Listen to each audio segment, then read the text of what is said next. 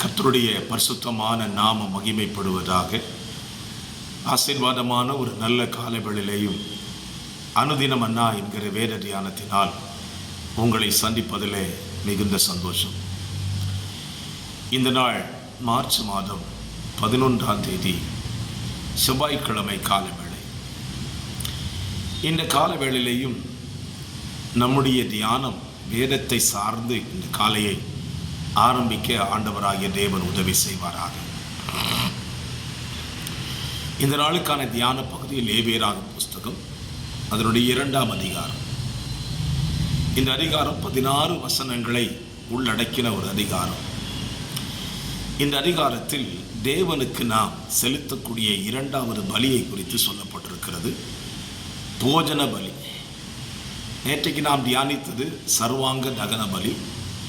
இன்றைக்கு நாம் தியானிக்க போகிறது போஜன பலி. பலி என்று சொன்னாலே அது தேவனுக்கு மாத்திரம் செலுத்தப்படுகிறது. செலுத்தப்படுகிறதான நோக்கங்கள் அதனுடைய சூழ்நிலைகளை பொறுத்து அதற்கு பெயர் மாற்றம் தேவன் வைத்திருக்கிறார். இந்த போஜன பலியை குறித்து நீங்கள் வாசிக்கும் பொழுது ஒரு வார்த்தை குறிப்பிடப்பட்டு எழுதப்பட்டிருக்கிறது. இந்த பலியை நீங்கள் செலுத்தும் போது உப்பையும் சேர்த்து செலுத்த வேண்டும் என்று எழுதுகிறார். உப்பில்லாமல் செலுத்தப்படுகிற பலி அங்கீகரிக்கப்படாது அல்லது ஏற்றுக்கொள்ளப்படாது. ஆண்டவர் உப்பை சேர்த்து பலி செலுத்த சொல்கிறார் போஜன பலியிலே. இன்றைக்கு நம்முடைய வாழ்க்கையில் நாம் எடுத்துக்கொள்ளுகிற ஆகாரங்கள் உப்பில்லாமல் நம்மால் சாப்பிட சொன்னால் நாம் ஒத்துக்கொள்ள மாட்டோம், ஏற்றுக்கொள்ள மாட்டோம். உப்பில்லாத பண்டம் குப்பையிலே என்று சொல்லி உலக வழக்க சொல்லிருக்கிறது. நம்முடைய இரட்சகராகிய இயேசு கிறிஸ்துவும் தம்முடைய சுவிசேஷ பிரசங்கங்களிலே நீங்கள் உலகத்திற்கு உப்பாய் இருக்கிறீர்கள் என்றும், உப்பானது சாரமற்று போனால் எதினால் சாரமாக்கப்படும், வெளியே கொட்டப்படுவதற்கும் மனுஷரால் மிதிக்கப்படுவதற்குமே அன்றி வேறு ஒன்றுக்கும் உதவாது என்று சொன்னார். எந்த பலியும் உப்பினால் உப்பிடப்பட வேண்டும் என்று வேதம் சொல்லியிருக்கிறது.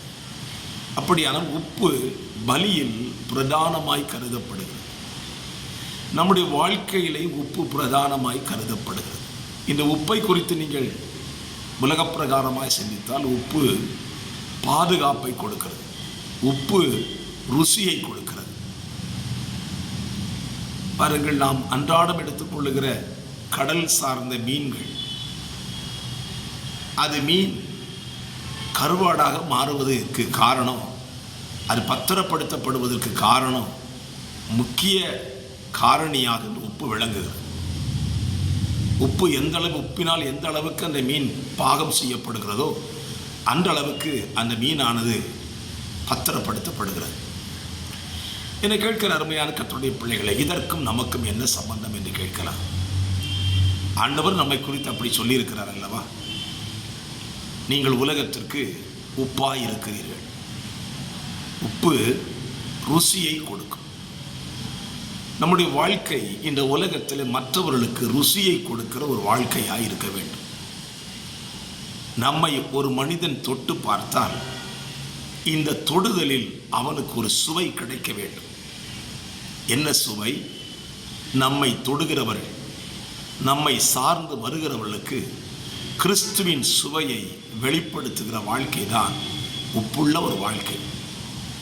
இன்றைக்கு நிறைய கிறிஸ்தவர்களை தொட்டு பார்த்தா சுவையில்லாத ஒரு கிறிஸ்தவ வாழ்க்கை வாழ்ந்து கொண்டிருக்கிறார்கள். அவர்களில் கிறிஸ்து என்கிற சுவையை பார்க்க முடியவில்லை. பெயர் வேண்டுமானால் கிறிஸ்தவ பெயரை அளிக்கலாம், அவருடைய சர்டிஃபிகேட்டில் கிறிஸ்தவர்கள் என்று பதிவிட்டிருக்கலாம். ஆனால் கிறிஸ்து அவர்களில் இல்லை என்கிற அவல நிலைதான் இன்றைக்கு அநேகரில் இருக்கிறது. உங்கள் வாழ்க்கையை சிந்தித்து பாருங்கள். உங்கள் வாழ்க்கையில் கிறிஸ்து இருக்கிறாரா?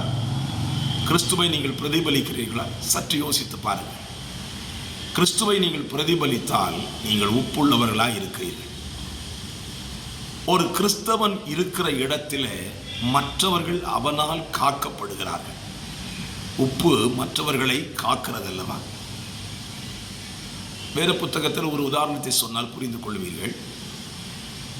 பவுல் கப்பல் பிரயாணத்தில் பவுல் இருந்ததினால் பவுலின் நிமித்தம் அந்த கப்பலில் பிரயாணம் செய்த 270 பேரும் காக்கப்பட்டார்கள். ஏன்? பவுலுக்குள் கிறிஸ்து இருந்தார். கிறிஸ்து பவுலின் மூலமாக மகிமைப்பட வேண்டிய ஒரு ரோமாபுரி இருந்தது. அங்கே பவுலின் வழியாக கிறிஸ்து மகிமைப்பட வேண்டி இருந்தது.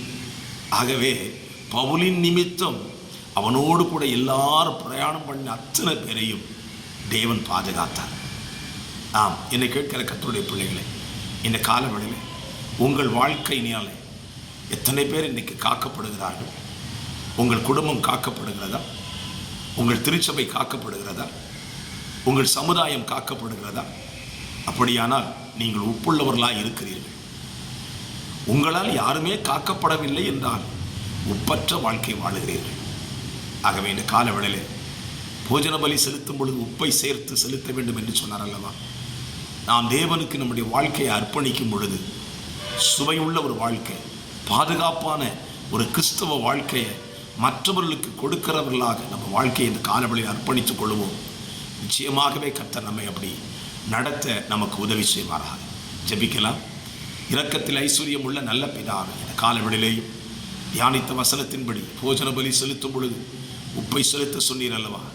எங்கள் வாழ்க்கையை நாங்கள் உமக்கு பலியாக கொடுக்கும் பொழுது சுவையுள்ள பாதுகாப்புள்ள ஒரு வாழ்க்கையை இந்த உலகத்துக்கு கொடுக்க கர்த்தர்களுக்கு அனுக்கிரகம் செய்யுங்க. வார்த்தையை கேட்கிற நம்முடைய பிள்ளைகளை ஆசீர்வதி. இயேசுவின் நாமத்தில் ஜெபிக்கிறேன் நல்ல பிதாவே. ஆமென். ஆமென். God bless you.